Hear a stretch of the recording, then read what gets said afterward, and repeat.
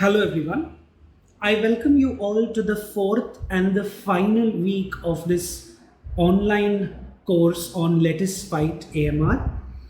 We are at the final step of this course, wherein in this week our major focus would be on understanding the impact of antimicrobial resistance, also seeing what is the Indian scenario, the global scenario with respect to AMR, and what are the steps that the government of India is taking to curb antimicrobial resistance, and as responsible citizens of the country, how can we contribute to this cause of curbing the spread of antimicrobial resistance.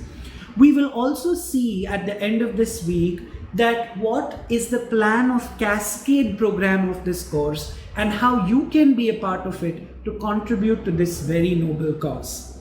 So let us begin first with understanding the impact of antimicrobial resistance, for which I am going to show you some data which is surely nerve-wracking.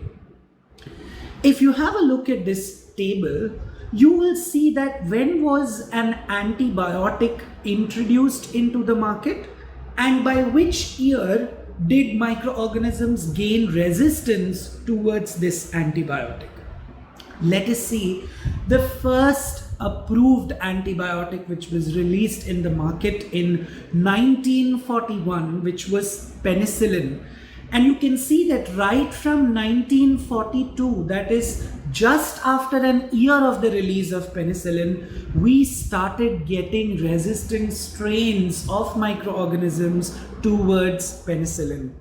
So from 1942 to 1976, eventually we saw how different microorganisms were gaining resistance towards penicillin. Vancomycin was released in 1958, and you can see that in 30 years we started finding that there was high resistance rate against vancomycin as well. If you look at all antibiotics that have been listed here, it is shocking that some of the resistance has taken place in the same year as the antibiotic was launched. Like in case of methicillin, you can see that it was launched in 1960 and resistant strains were also identified in 1960 itself. Or if you talk about extended spectrum cephalosporins, which was launched in 1980, you can see that within 3 years of its launch, there were resistant strains which were identified. The list is unending. We have so many antibiotics which are turning out to be useless every single day because resistance is emerging and getting stronger day by day.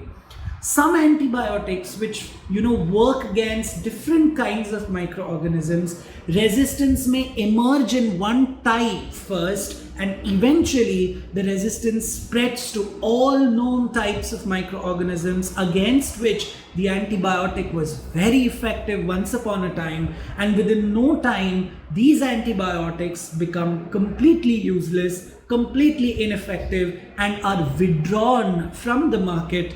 And they are also removed from the list of therapeutic drugs which are normally prescribed by physicians for treating a specific infection.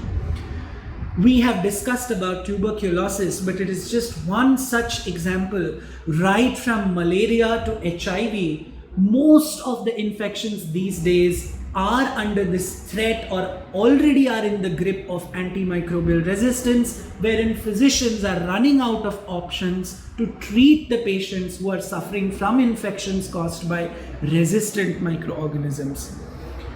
Let me tell you that analysis regarding AMR has already shown that around 1.27 million people have lost their life worldwide due to antimicrobial resistance based infections, and in 2019 itself there was an estimated 4.95 million deaths. That tells us that how grave the situation of antimicrobial resistance is right now in our globe. As far as India is concerned, because there is poor public health infrastructure because of such a huge population size, there are sanitation issues, high burden of infectious diseases. There is no good regulated control over the sales of antibiotics. All this is contributing to rapid rise in resistant infections in India, and that is the reason why India has now become the hub of antimicrobial resistance. Let me tell you that this scenario has a huge socio-economic impact. Of course, loss of life is something which is completely unacceptable, but at the same time there is severe economic losses because of increased costs in treatment. There are repeated tests, laboratory tests that needs to be carried out. People are staying ill for a longer period of time, because of which there is economic losses at personal front as well, and all this is affecting the economy of the country to a huge extent.